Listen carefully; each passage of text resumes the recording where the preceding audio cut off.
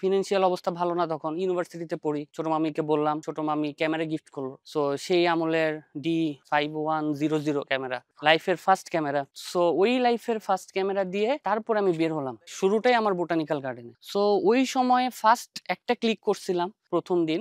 তখনও কিন্তু জানি না ক্যামেরার কি, জাস্ট ক্লিক করা। কারণ তখন হচ্ছে অটোতে ছিল, ক্লিক করছি, আপনার হচ্ছে একটা ছবি উঠছে। সেই ছবিটা আবার আমি জাস্ট এমনি একটা গ্রুপের একটা কন্টেস্টে দিছিলাম। তখনও জানতাম না কন্টেস্ট কি, ছবি নিয়ে কোনো কন্টেস্ট হয় বা কিছু। আমার টার্গেট ছিল যে আমি এই ছবিটাকে সবার কাছে দেখাবো, যে প্রজাপতির কতটা সুন্দর কালার হয়, প্রজাপতির সুন্দর নাম হয়। ফেসবুকে দেই, তখন আমরা নাম দেই, সাইন্টিফিক নেম দেই, বাংলা নেম দেই। কারণ কি, এই ছবির মাধ্যমে যেন অন্তত 10 জন মানুষ জানতে পারে। সো তখন দেখা যায় যে ওই ছবিটা পুরস্কৃত হয়। শুরুটা যে না, আমি একটা কাজ করছি, এই কাজের আমি একটা স্বীকৃতি পাইছি, তাও প্রথম ওই সময়। তো ওইখান থেকে আসলে শুরু। তখন থেকে আমি ভাবলাম যে না, যেহেতু আমার এই কাজের স্বীকৃতি দিচ্ছে মানুষজন বলতেছে না তুমি এই ধরনের প্রজাপতি ছবি তুলতেছো, এই তুলতেছো। সো তখন থেকে আসলে আমার পথ চলাটা শুরু হয় 2015 সালে, এই ছবির মাধ্যমে, এই ক্যামেরার মাধ্যমে। আমার তো শখ হচ্ছে বন্যপ্রাণী, নেশা বন্যপ্রাণীর ছবি তোলা। সো তখন পাখির ছবিও তোলা যায় না, কারণ অনেক দূরে। সো তখন কি করব, তখন হচ্ছে যেটা করতাম সেটা হচ্ছে আমার যারা সিনিয়র ভাইরা আছে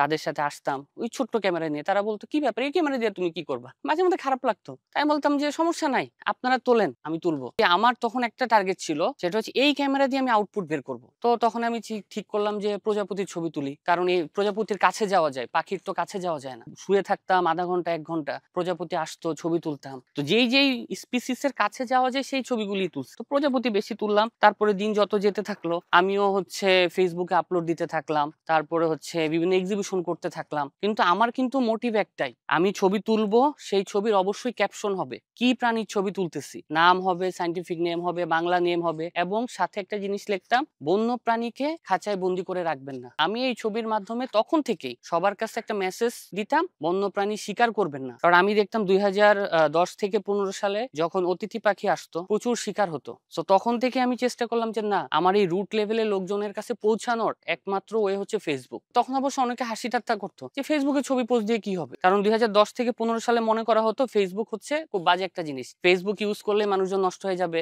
ইয়াং ছেলে পেলে নষ্ট হয়ে যাবে। কিন্তু তখন আমি বুঝাতাম যে ফেসবুকটাকে কে কিভাবে ইউটিলাইজ করতেছে, এটা হচ্ছে মেইন ব্যাপার, ফ্যাক্ট। সো আমি সবাইকে বুঝালাম না, আমি ফেসবুকের মাধ্যমে আমি সবার কাছে পৌঁছাবো। 2017 সালের দিকে প্রথম ক্যামেরাটা নষ্ট হয়ে গেল। ব্যাপারটা তখন এমন হচ্ছে যে ক্যামেরা ছাড়া চলতে ভালো লাগতেছে না। তখন আমি ইউনিভার্সিটিতে যাচ্ছি, ক্লাসে যাচ্ছি, ব্যাগে ক্যামেরা। যেমন এখন মোবাইল ছাড়া চলতে পারি না, আমরা কিন্তু ক্যামেরা ছাড়া চলতে পারি না। আমাদের সবসময় মনে হয় যে ক্যামেরা না থাকলে আমার কি জানি নাই। সাডেনলি আমার একটা ভাইয়া আপুর সাথে পরিচয় হয়। তাদের সাথে তখন ছবি তুলতাম, টুকটাক বোটানিক্যালে আসতাম। তো আমাকে খুবই আদর করতো। তো একদিন হঠাৎ করে আমাকে একটা 7100 বডি গিফট করে। আমি সত্যি খুবই সারপ্রাইজড হয়েছি যে এতটা ভালোবাসা। এটা কিন্তু একজন বন্য প্রাণী ছবি যারা তোলে, তারা আরেকজনের প্রতি যে ভালোবাসাটা দেখায়, এটা অন্য কেউ দেখায় না। তো আমি খুবই সারপ্রাইজড হই এবং আমি আজীবন তাদের কাছে খুবই গ্রেটফুল। ওই সময় যদি আমি না পেতাম, আমার ফটোগ্রাফির ক্যারিয়ারটা হয়তো ওইখানেই স্টপ হয়ে যেত। এখন আরেকটা চ্যালেঞ্জিং ব্যাপার, বডি তো পেলাম, লেন্স কি হবে? একটা বড় লেন্সের দাম তখন 1.5-2 লাখ টাকা। নিজেকে খুবই অসহায় লাগে যে ক্যামেরা পেলে লেন্স পাই না, লেন্স পেলে ক্যামেরা পাই না। তারপরে অনেক কষ্টে, খুব সাহস নিয়ে বাসা থেকে, আব্বুর কাছ থেকে টাকা নিয়ে, আমার বিভিন্ন রিলেটিভসদের কাছ থেকে টাকা নিয়ে, 1000 করে টাকা নিয়ে আমি একটা টেমরনের লেন্স কিনি 150-600। ওইটা কিন্তু আমার একটা বন্ধু আমাকে সাপোর্ট দেয়। তারপর যেখান থেকে কিনছিলাম সেখানেও বলি যে ভাই আমি 3 মাস পরে আপনাকে কিস্তিতে টাকা দেই, মানে কোনো ইন্টারেস্ট না, জাস্ট হচ্ছে কিস্তি। তো দোকান থেকেও সাপোর্ট পেলাম, আমার সবাই সাপোর্ট দিচ্ছে, আমি সবার কাছে কৃতজ্ঞ। আসলে মানে সবার সাপোর্ট না পেলে হয়তো বা আমার এই ক্যারিয়ারটা শুরু হতো না। অফিসিয়ালি বড় লেন্স, বড় ক্যামেরা দিয়ে আমার জার্নিটা শুরু হয়। আমি পাবনা বিজ্ঞান ও প্রযুক্তিতে পড়ি। আমি যাদের সাথে কাজ করি তারা সিলেট যাবে, যে পকেটে ছিল মাত্র 1000 টাকা। পাবনা থেকে রাতের বেলা বাসে উঠে রাত্রে বেলা যে খাবো, সেই খাওয়ার টাকাটা ছিল না। একটা পাউরুটি খেয়েছিলাম শুধু রাত্রে বেলা। তো সেই সারা রাত জার্নি করে যে আপনার হলো ছবি তুললাম ওই একটা পাউরুটি খেয়ে। তো সকালে হচ্ছে সারাদিন ফরেস্টে টিয়ে করে আবার চলে আসি ঢাকা ইউনিভার্সিটি জাহাঙ্গীরনগরের একটা টিমের সাথে।